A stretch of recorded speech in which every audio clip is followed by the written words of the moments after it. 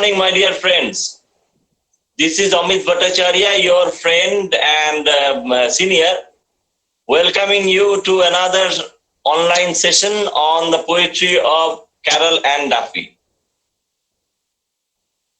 You know, Carroll and Duffy is a British poet, a Scottish poet, a one-time poet laureate. She is considered to be one of the most critically acclaimed and as well as, and at the same time, one of the most popular of the British poets of our time. Today, the poem that we have chosen to tackle is in Mrs. Tilscher's class. And this poem has been taken from Carroll and Duffy's book of poems, collection of poems, that is The Other Country. This book was published first in 1990.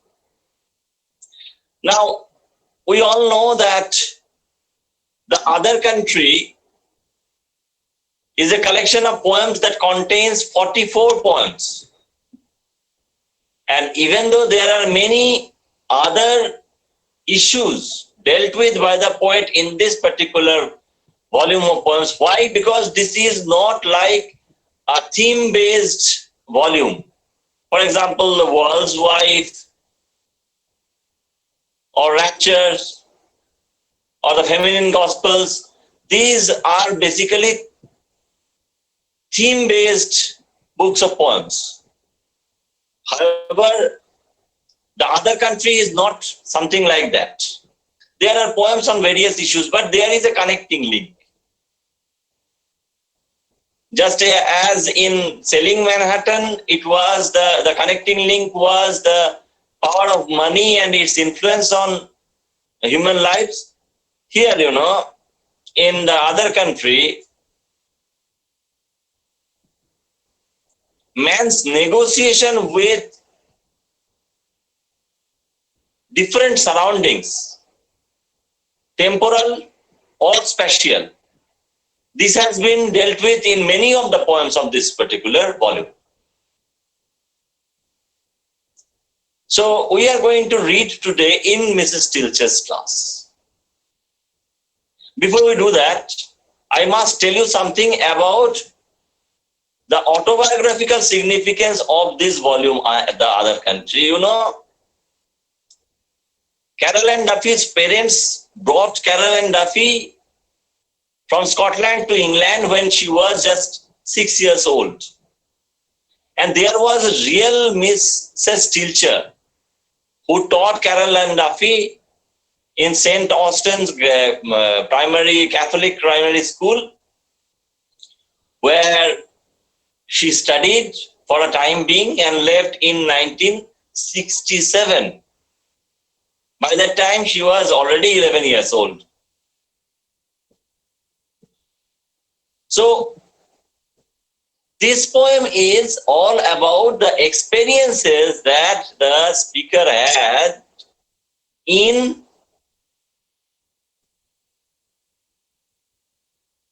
the primary school. In a typical summertime primary school,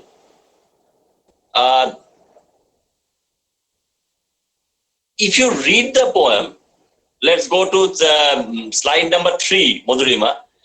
If we read the poem, we will know we'll have to deal with the second person pronoun, you. Apparently, it is an older poet addressing her younger self, or it can also be the poet addressing the readers. You know, for the sake of our convenience, I have divided the poem into 9 slides, you know. There are 4 stanzas. The first two stanzas contain 8 lines each, whereas the last two stanzas, that is stanza 3 and stanza 4, contains each of them contains 7 lines. So let us begin discussing the poem. Today I am going to take the help of my student Madhurima, who will read out relevant portions so that I can discuss them. Okay, Madhurima, let's start. You could travel up the blue Nile with your finger tracing the route while Mrs. Tilscher chanted the scenery. Tana, Ethiopia, Khartoum, Aswan. Okay. So you could travel up the Blue Nile. Now, if it is about a school life experience of an English child or a British child, tracing the route with the fingers, obviously we are talking about a map. We are talking about a geography lesson where the Blue Nile, its course is being taught. And the beloved teacher chants the scenery, pointing out various places on the bank of the Blue Nile. We all know that Blue Nile is one of the tributaries along with the White Nile. Blue Nile is one of the tributary rivers of the Nile. And it contributes 80% of the Nile's water during the rainy seasons. And this Blue Nile starts its journey from Lake Tana in Ethiopia. And that Tana has also been referred to in a paratactic truncated sentence in line 4. So obviously, the figure that the poet is actually using here is that of parataxis on the one hand, where sentences are not connected to each other with any coordinating or subordinating conjunctions, and she also uses something called kinesthesia, which is associated with the awareness or perception of movement. So you could travel up the Blue Nile. Now, here, that there is an element of make-believe can very easily be understood when we think about the word travel. It is not a real-life travel. It is an imaginative travel that is evoked by the discussion of the Blue Nile and its course by the effective teacher, Mrs. Tilscher, who chants. A kind of an incantatory quality is supplied by the musical melodic voice of Mrs. Tilscher. And who are listening? Obviously, children. 9 to 10-year-old children, they are listening to this teacher, beloved teacher. But so obviously there is an element of make-believe here. Okay, let's go to the next slide, please. That for an hour, then a skittle of milk, and the chalky pyramids rubbed into dust. A window opened with a long pole. The laugh of a bell swung by a running child. Good.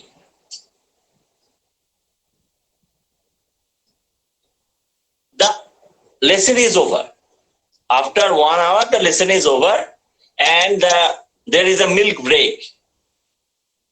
The children, the students, the pupils, they are taking milk from a skittle-shaped bottle. There is a game called Skittles, in which bowling pins are used in the bowling green.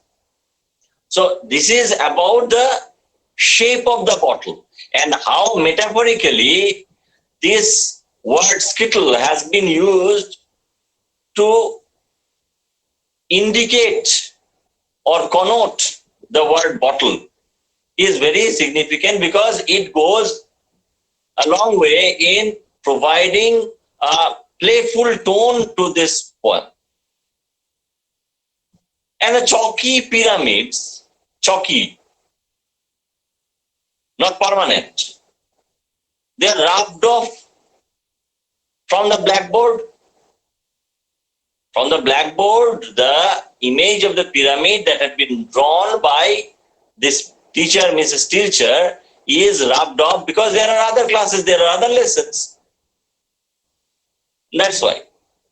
So here, it reminds us, the literate readers, about the element of transience that is there. Childhood is not permanent. The classes are not permanent. The school life of a child is not permanent. It is going to end. And that is seen and shown in these lines. So the rubbed off, so how dry dust of the desert of Egypt is very skillfully hinted at by the poet can be found out from these lines. And we are reminded of Shakespeare's sonnet 64, for example, when I have seen by time's fell hands deface the rich proud cost of outworn buried age, when lofty towers I see down rage, or brass eternal slave to mortal rage. So obviously, the element of transience is brought to the fore in this. And then, as the lesson is over, obviously the window of the classroom is open with a long pole, maybe by a child, maybe by the teacher, who may have used the stick with which she was pointing the map. Now she uses it to open the window. And then there is a personification in the line, the laugh of the bell swung by a running child, So obviously the bell is ringing. Why? Because a child is running back and forth to ring the bell. And the bell actually peals a joyous note, which is associated with the memory of the school life that we adults may feel nostalgic about. You have to understand that this poem is being narrated from the perspective of lived experience, from the vantage point of age or maturity. Okay, let's go to the next slide, please. We are now entering stanza 2, and I will request Madhurima not to be so hesitant. Okay, go on. This was better than home. Enthralling books, the classroom glowed like a sweet shop. Sugar paper, colored shapes, Brady and Hindley faded like the faint, uneasy smudge of a mistake. Now, when we were kids, we loved our schools because in school, we had a beloved teacher or some beloved teachers, and there were friends with whom we could laugh and learn together. And that's why the school is considered to be better than home. This is one possible explanation. And the classroom is represented as very cozy and comfortable, very inviting. There are enthralling books, color shape, sugar paper, very brittle, very white. And also the room glows. So there is happiness, there is sunshine. Even if there is artificial lighting, obviously it is very bright and cheerful. And that's why the child seems to like it better than his or her home as well. Now, till now, we are not sure about the gender identity of the child. The child may be a male child or a female child. We are going to come back to this consideration because it has got something very significant to tell based on the probable identity of the speaker. Okay. Here, something is unsaid, something is omitted, but hinted at. If the school is better than home, if the school was better than home, obviously by implication, the home that the child left behind for the time being was worse than the school. Why? It is not said.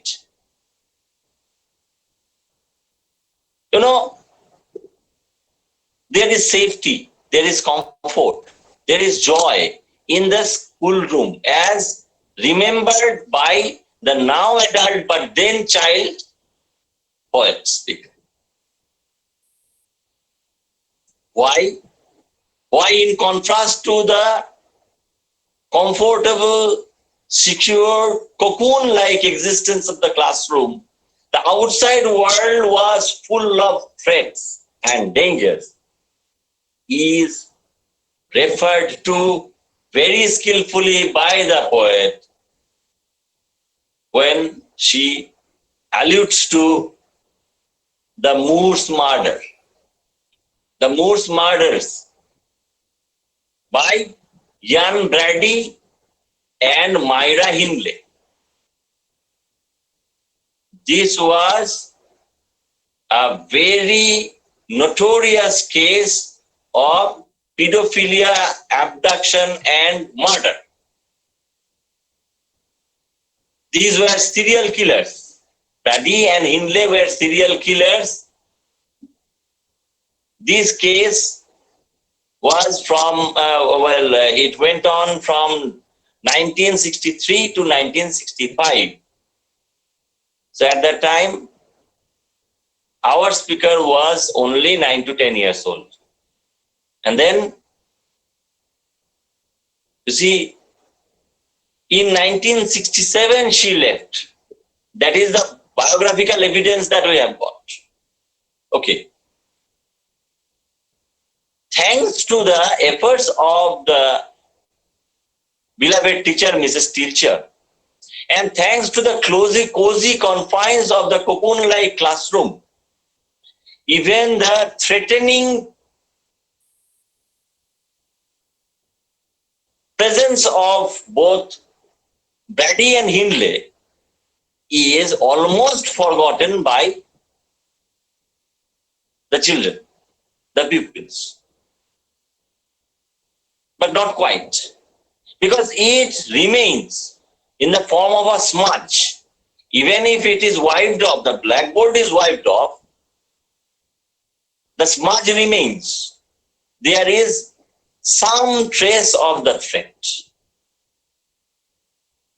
Now here, some critics have pointed out how this was an insertion of the adult poet in order to give us the time frame of the poem. Because in those days, it was long before Google the Great. It was long before Facebook. So obviously, children of that time were not so very aware of the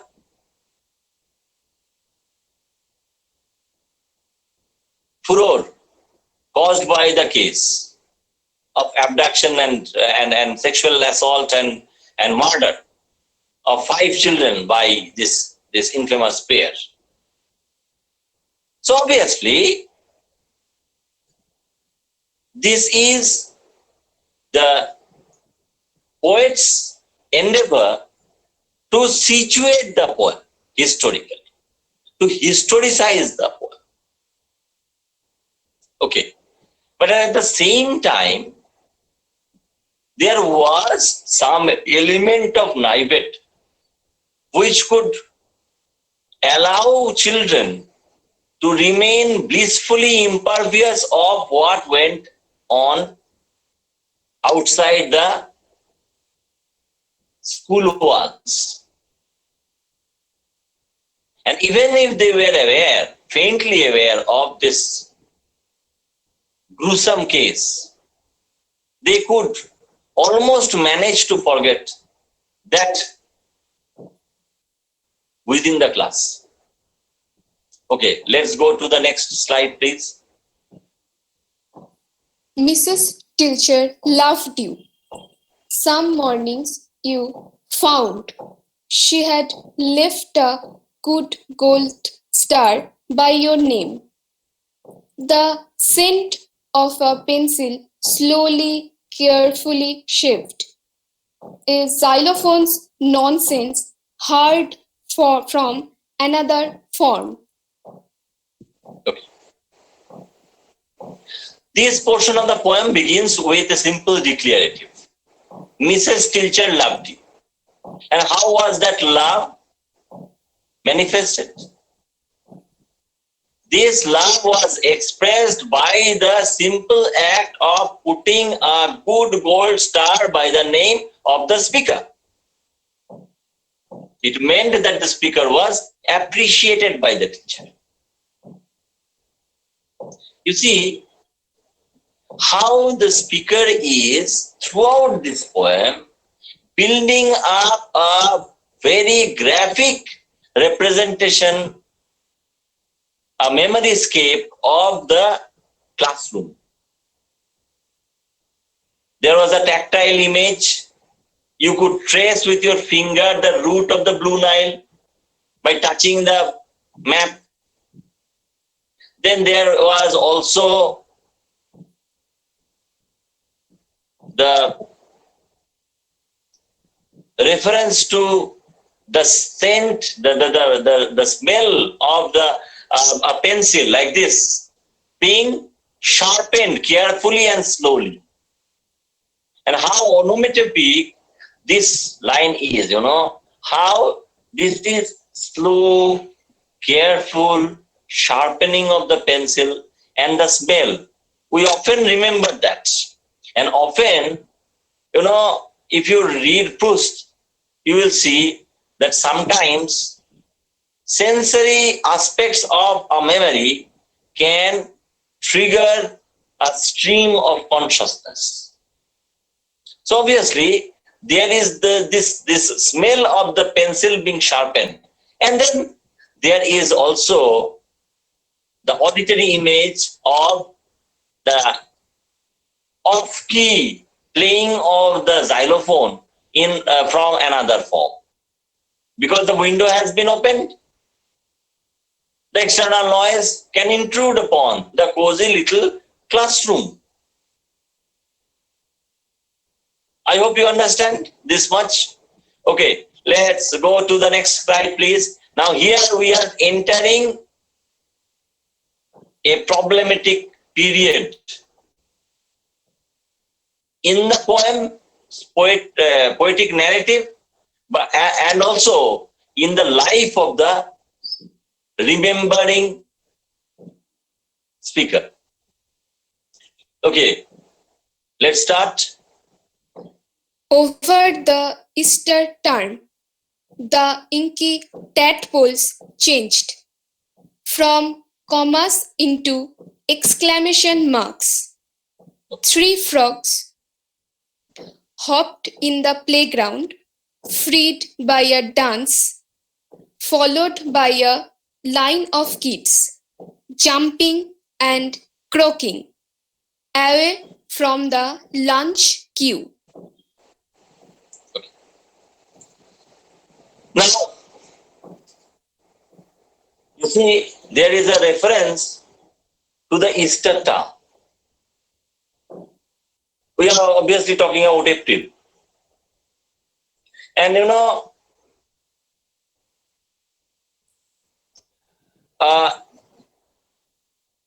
something has changed. The tadpoles have grown from inky commas into exclamation marks.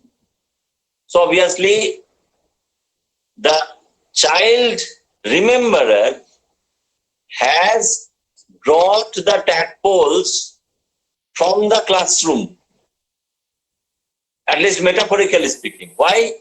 Because they are described as inky, something to do with the ink that is spilled or used in the class. And the teaching of grammar and punctuation, commas and exclamation marks, marks of exclamation, register. What does it, a mark of exclamation register? Shock or surprise or dismay or any such emotion. That is why it has to be exclaimed. But what about comma? Comma is indicative of a temporary cessation of movement, which will be resumed. It is not like the full period, the full stop. So, the onward change and growth of the tadpole into frogs is pointed out in this line.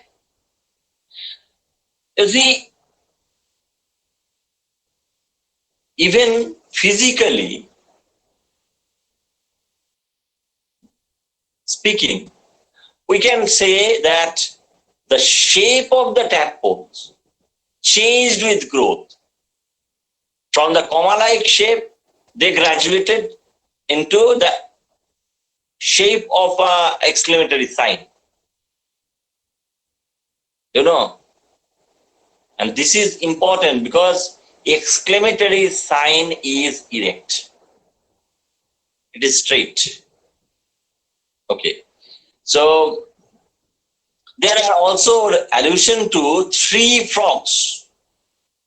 We know as adult readers that these frogs are mature versions of some tadpoles. At one time, these frogs were also tadpoles. But the naivety of the speaker is somehow hinted at from the element of uncertainty here. The speaker is not, at least apparently, the speaker is not aware of the relationship, the biological relationship between the tadpoles on the one hand and the frogs on the other. And these frogs have been freed by some dunce, some stupid person.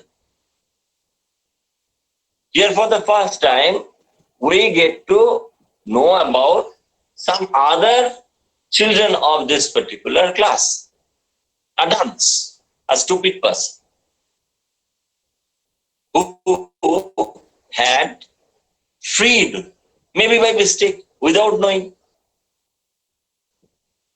the frogs. And now they are hopping around the playground. They have become now the center of attention. And that's why children who could listen very peacefully, joyously, and in a seated manner, in very disciplined manner, they are not as disciplined now. They have become unruly. And that's why they can mimic these frogs. jumping and croaking, and leaving the lunch queue. The lunch queue symbolizes order, and this act of leaving it symbolizes chaos, exuberance. So obviously, think about it. Here, the poem was started by referring to the journey of the Blue Nile, a river, the river of life. So obviously, some kind of movement is always hinted at. It is the passage of time. It is also the consequent change in the life of one single child. It can also be indicative of the change in the lives of many like this speaker. Okay, go on. A rough boy told you how you were born. You kicked him but stared at your parents appalled Yes. when you got back home. Now, the change of tone that was begun with the onset of the third stanza, with the growth of the tadpole from the comma-like shape into the exclamatory sign-like shape, it is continued here. It is precipitated. How? A rough boy takes it upon himself to teach the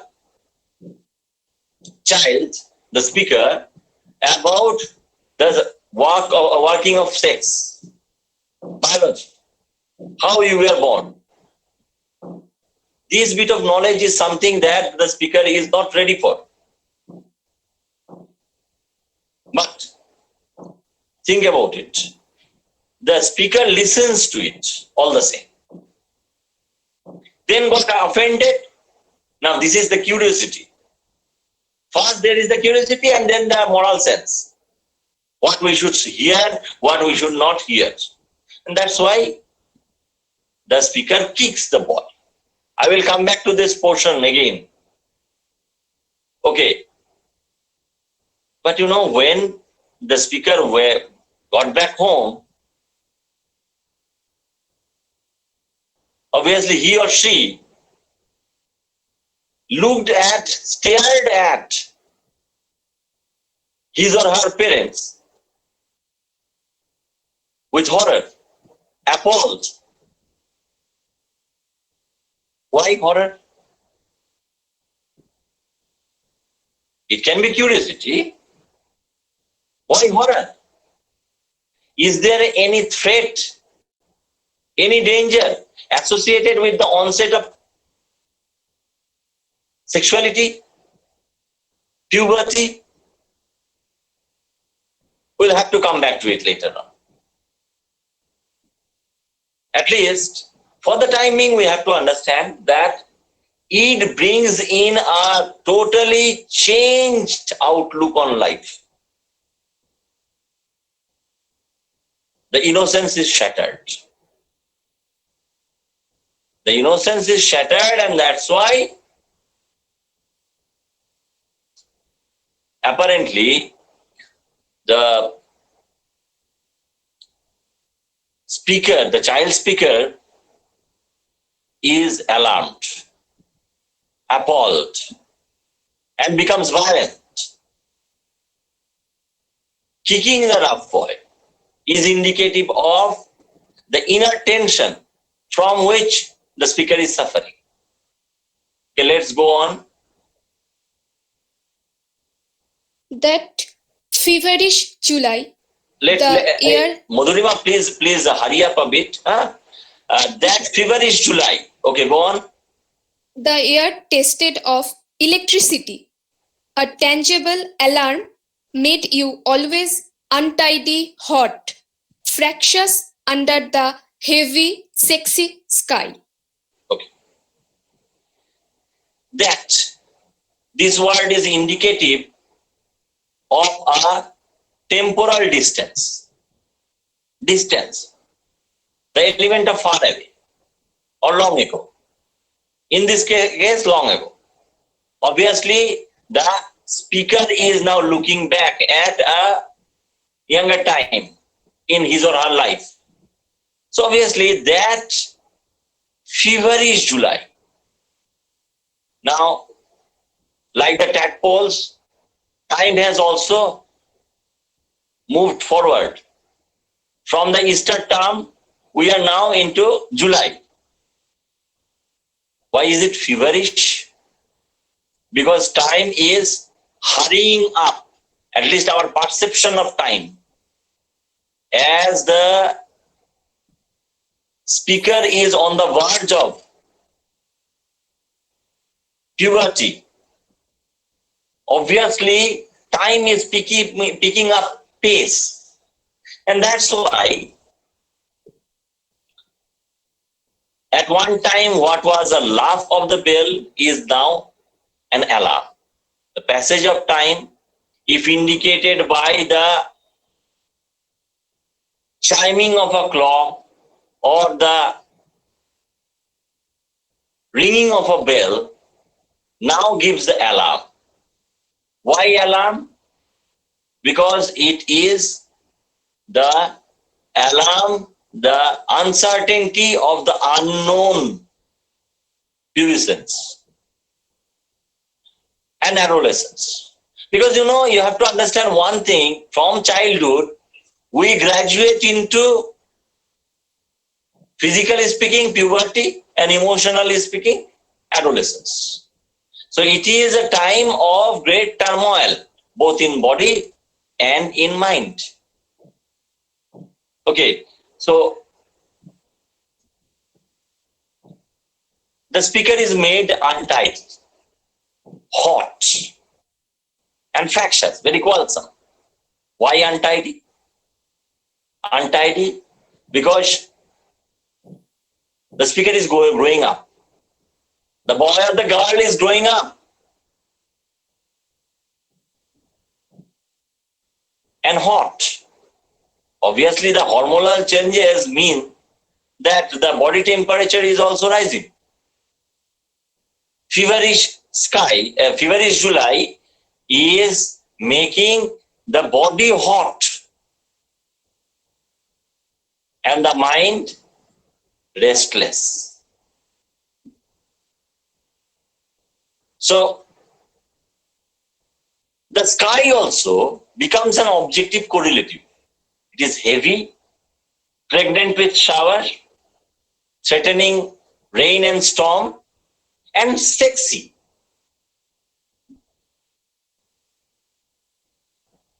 The great bodily urge for the unknown, the onset of desire, is indicated by transferring that sense to the sky.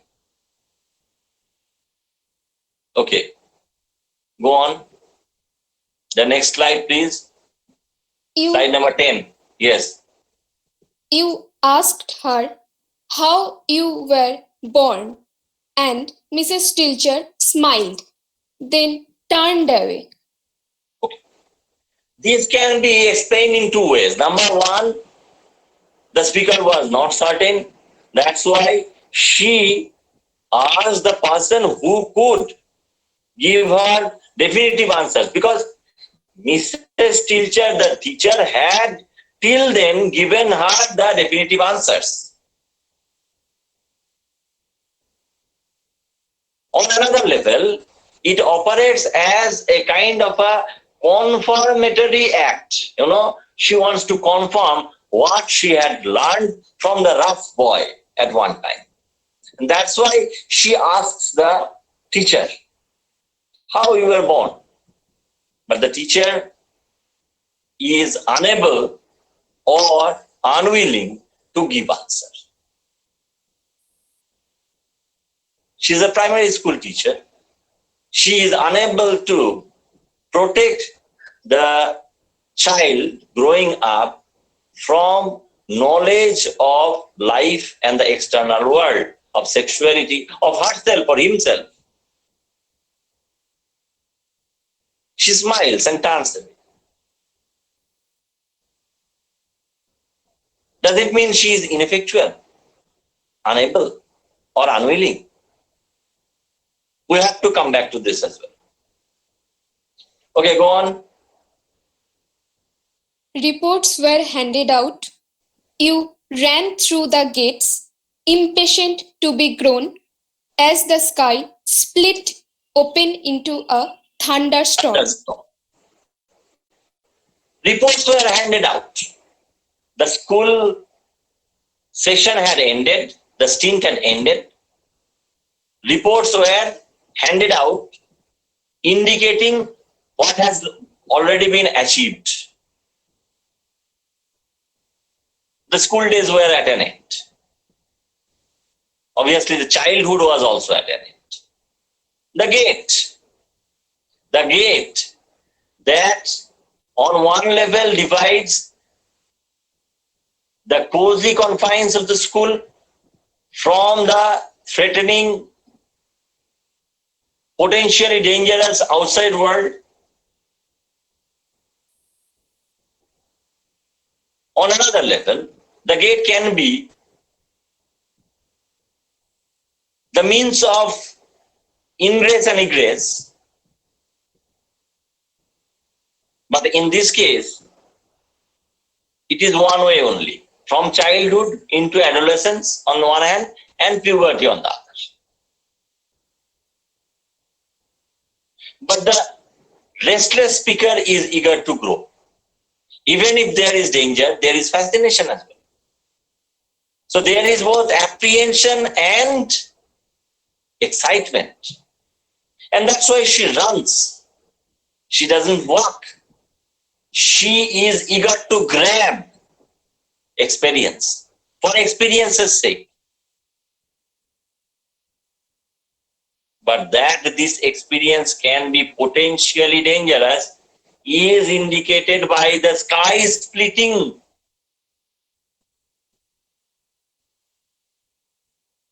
It has got a sexual undertone also, this act of splitting. I'll come back to it. And there is a thunderstorm. Now we can go back to the heavy sky, the heavy sexy sky that could split open into a thunderstorm. And that has already happened. And significantly, the speaker runs into that thunderstorm, where there is the life-giving fertility, replenishment, but there is also a danger of being killed, of being caught, of being deluged. Experience always has this dichotomy of being. There are various implications and possibilities, both pro and anti-life. So we have read together the poem. But there are certain unanswered questions that need to be tackled. So let's go to the next slide, number 12. It is all about this possible identity of the speaker. There are at once textual evidences and also autobiographical evidence. We all know that puberty is something that happens to girls between the age of, the age of 10 to the age of 14, In the case of boys, usually the doctors tell us it takes place between 12 and 16. Okay. We all know that referring to Mrs. Tilscher, referring to the feverish July, obviously Carol and Duffy has given us ample hints to call the speaker a girl. I am more concerned with the textual evidences. And here elements of misreadings may creep in. Okay. Let's get at the hints. Madhurima will read them one by one. Yes, sir. Textual and biographical evidences. Brady and Hindley. Line Okay. 11. Wait a minute. Brady and Hindley. I have already, in course of my discussion, told you about the biographical and historical evidence, because this trial went on till from 1963 to 1965. So obviously, at that time, the speaker, if it is a autobiographical speaker, then obviously that speaker was 10 years old, thereabouts. Okay, go on. Rough boy. Yes. Why should the boy be called rough? Think about it. If the speaker is a boy, then there will be an element of camaraderie. And the speaker tells, the rough boy tells the speaker how you were born. And this offends the speaker. Why? Why? Is this strictly moral sensibility speaking out? We should not listen to these things. But this is now not how childhood operates. If our friend told us at that time in our life how we were born, we would have grouped together around him or her, listening to what it was all about. That is curiosity. Then why does the speaker kick him? Was there a hint of an indecent proposal, or at least something potentially threatening? And then again, if it is a girl child on the verge of puberty, then obviously the fact of possible pregnancy and childbirth, how you were born, may frighten and offend. And then, after going back home, the speaker stares at the parents, appalled. Why appalled? Why not curious? Is there some sense of an impending danger and physical unease? A sense of impending torture or pain? Has that at once offended and frightened the speaker? We have to use our detective brains here in order to understand. Because look, if the speaker is asexual, if the gender identity of the speaker is not revealed, then obviously we gain an element of universality. But if the gender is specified, if the speaker is a girl child, then what we lose in universality, we gain more than that in terms of immediacy. Okay, anything else living here that I have left? The alarm. Okay, alarm. Yes. That is also something that we need to think about. Again, a kind of a threat, a kind of a danger, a kind of a caution, alarming, potentially dangerous, and painful. Similarly, you think about untidy and hot. And we can also think about the heavy sexy sky and the thunderstorm, the deluge of rain. When menstruation starts, obviously the body temperature goes up. So that untidiness and that heat can also link the speaker to a female child. This is important because this is Carol and Duffy. This is important because we are reading about the passage from childhood into puberty and adolescence. Okay, so we have completed this slide. Let's go to the next slide about the themes. Themes: growth and change, anxiety and excitement. Wait a minute. Growth and change, anxiety and excitement. Excuse me. Growth and change, physical growth and the accompanying changes. The changes are not only physical but also mental. There is an element of anxiety, but there is also an element of excitement.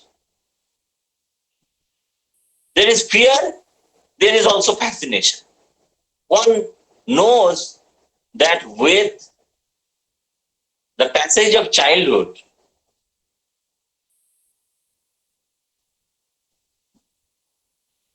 one has to get into a world of uncertainty and potential dangers.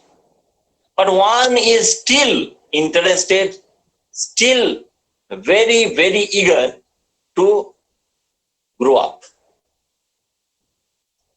Okay, go on, next bullet, next. Childhood and adolescence. Yes, I have already discussed this. Then? Innocence and experience. Yes. We are into a Blakeian world, Innocence of the first two stanzas consisting of 8 lines each, and then experience of the last two stanzas 3 and 4. The picture of the first two stanzas was almost pre-lapsarian, even though there was the hint of the Garden of Eden. There was innocence, there was protection, and Mrs. Tilscher, the keeper and giver of knowledge, love, protection, was almost godlike in her beneficence. But then the tadpoles, wait a minute. The tadpoles grow up, the frogs are let loose, and then there is revelation of the mystery of life by the rough boy.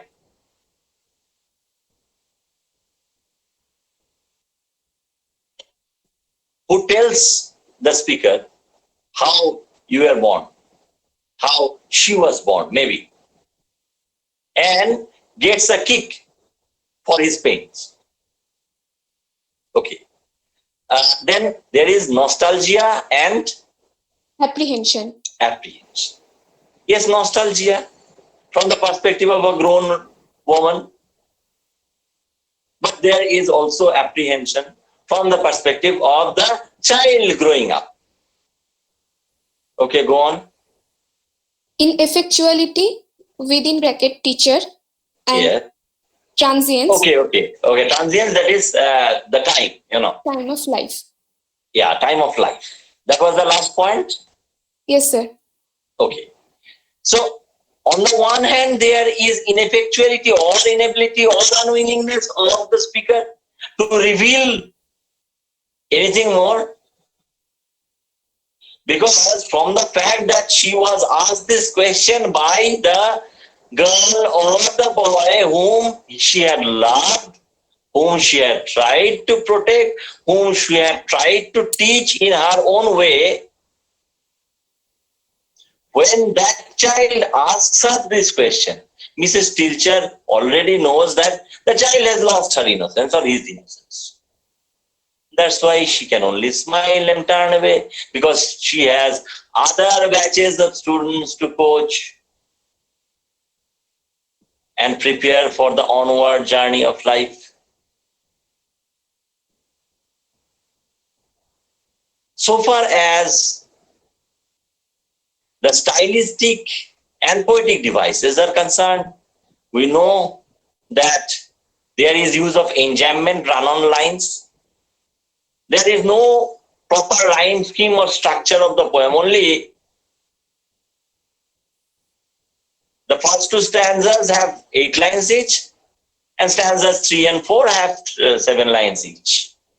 But there is a lot of use of, say, internal rhyming, assonance and alliteration, liquid consonants, sibilants, and then there is also use of parataxis.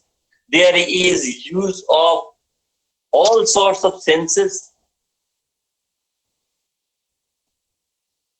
tactile, ocular, auditory, olfactory, and even gustatory. You remember the air tasted like electricity. There was something electric, exciting in the air. There is kinesthesia associated with the perception of motion, and there is also synesthesia, whereby, tasting electricity of the air. One sense is used or confused for another sense. So, from this discussion, we can very easily understand that in Mrs. Tilcher's class is a poem about the growth of a child, reviewed from the vantage point of maturity. As a result, Mrs. Tilcher, though beneficent, though efficient, is relegated to the background. It is all about growth and not about the teacher. So from this discussion, I hope you will be able to get at the hidden nuances of the text. With this, we end my portion of the lecture and throw the session open for interaction. Any questions or comments will be most welcome.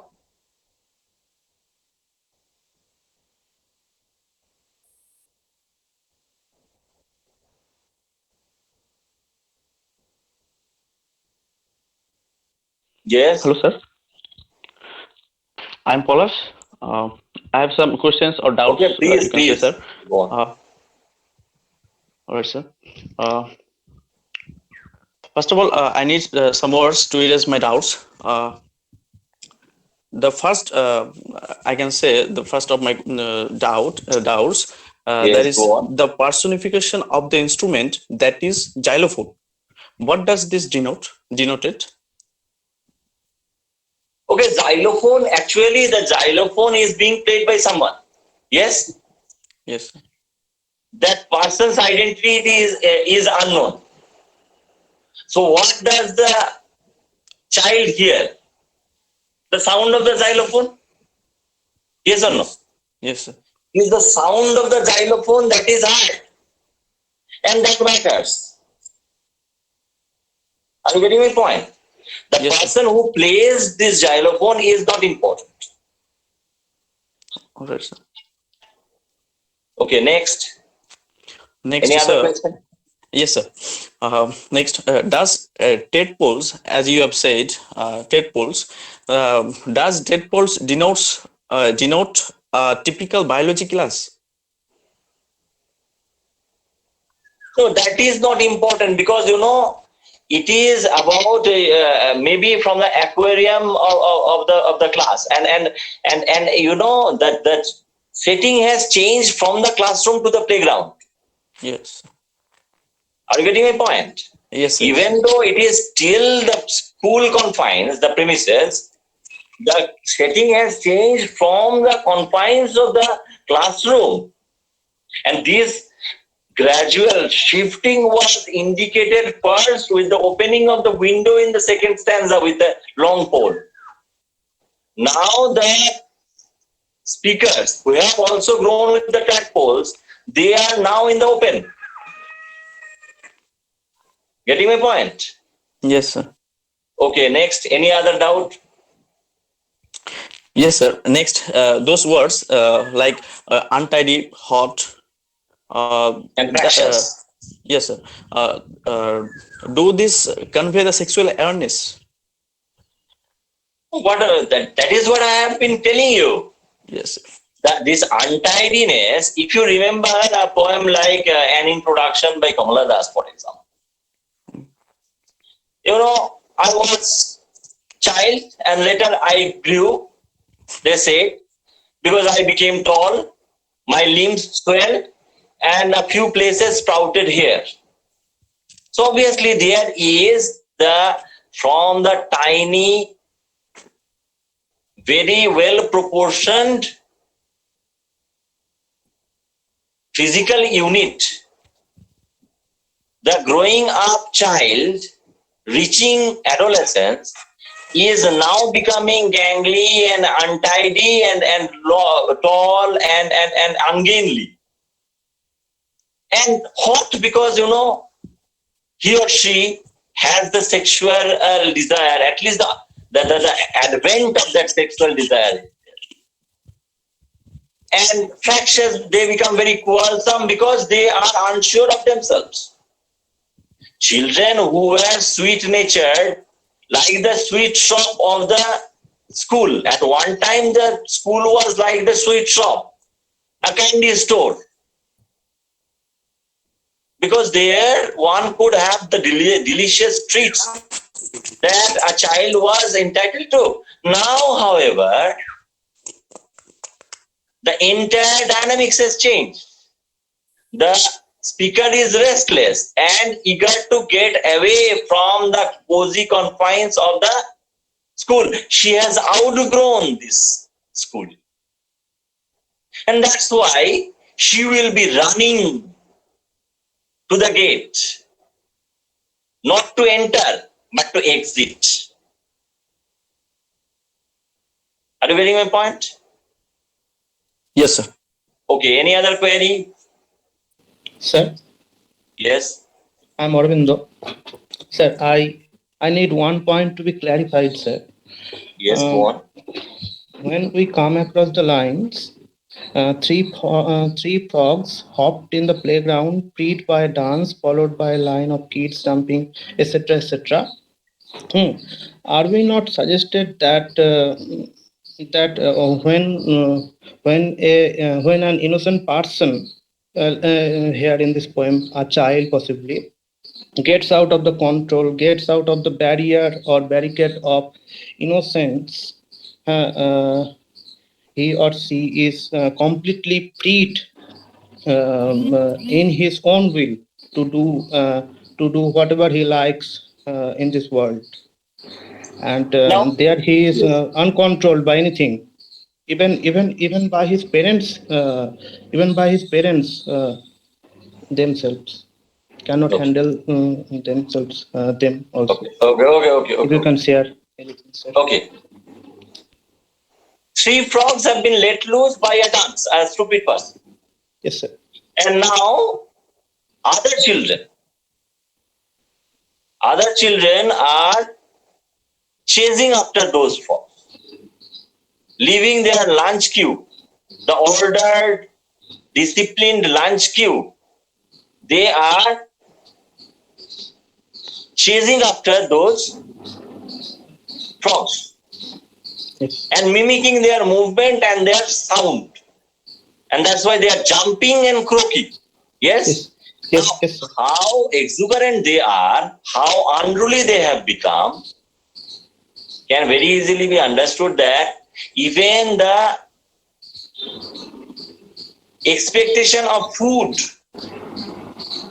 during the tiffin period, maybe the tiffin break, Yes. the lunch break, cannot tempt them back into the queue from their heedless pursuit against the frogs. Yes. But even till now, you are talking about something very sinister. My answer will be there is nothing sinister about it. Why? Because running after frogs does not pose any threat either to the children themselves or to the frogs or to anybody else. So even if there is breaking of rules, it does not have any sinister association. Okay. Yes, sir. I have one more question, sir.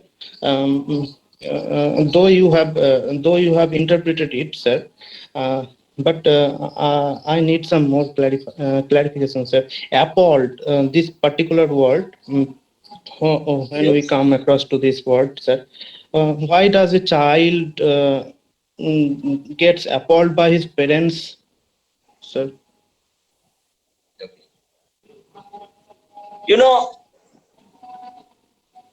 When a child thinks about how he or she came into the world, at first he or she does not know the dynamics of sex.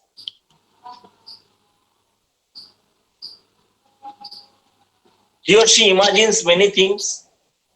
God has given you, you have been found, all these things are possible explanations that parents, guardians, and teachers put forward.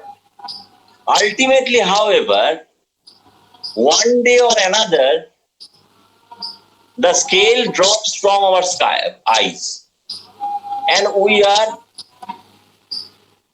Somebody, please mute yourself, or else.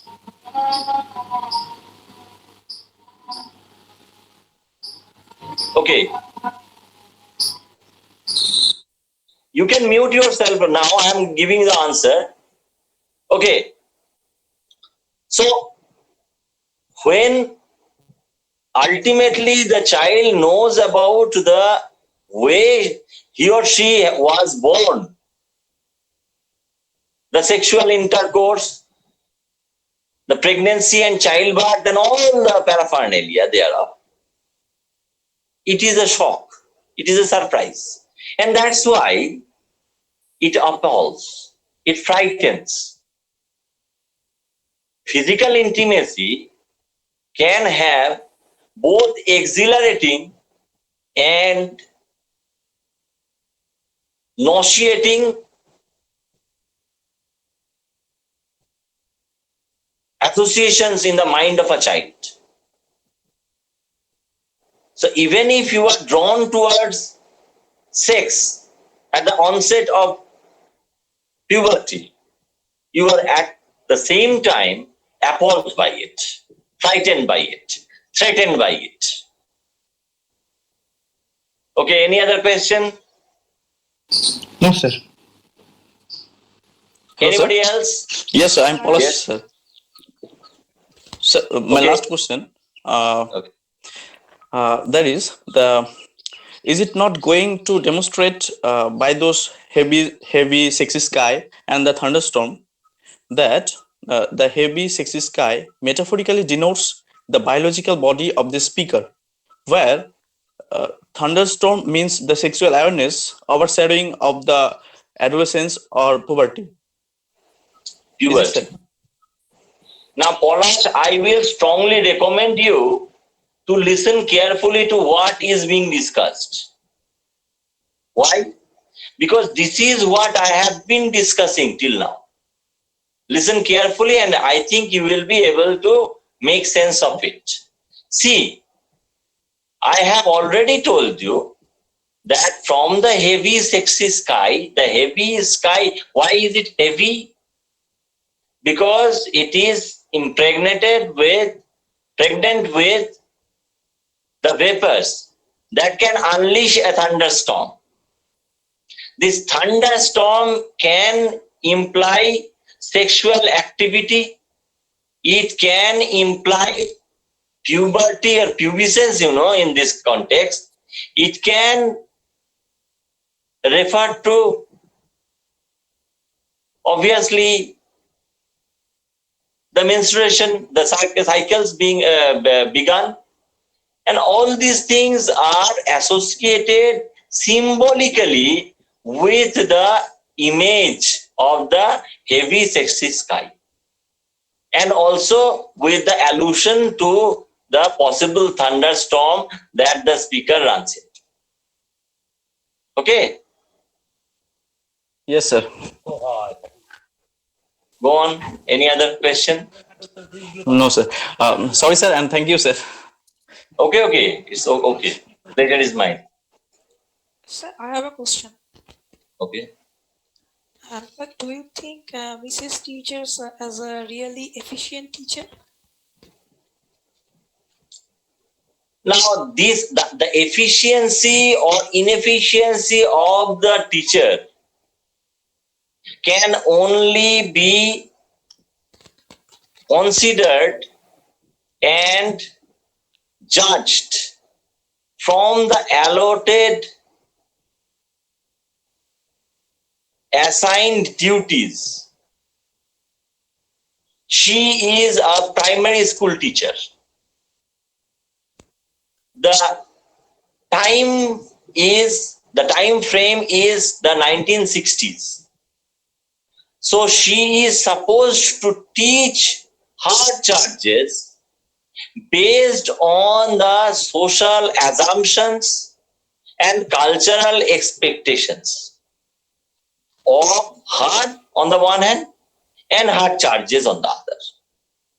We cannot judge Mrs. Tilcher's teaching from the perspective of 2020. Okay, sir. This is number one. Oh, no, I have not finished. This is number one. Number two, I have also raised a doubt. That is why I said the inability or unwillingness of the speaker, of the teacher, Mrs. Tilcher, to tackle the prickly issues of life. That is what I have also pointed out. Yes. So the answer is not given definitively. The jury is still out. Hello? Yeah. Yes, any other question?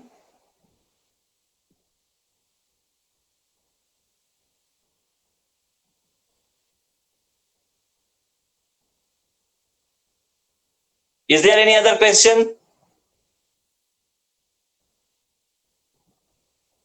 Okay, if there are no other questions, I must thank you, all the dear friends that have accompanied me through this session. Thanks for giving me the opportunity to read one of the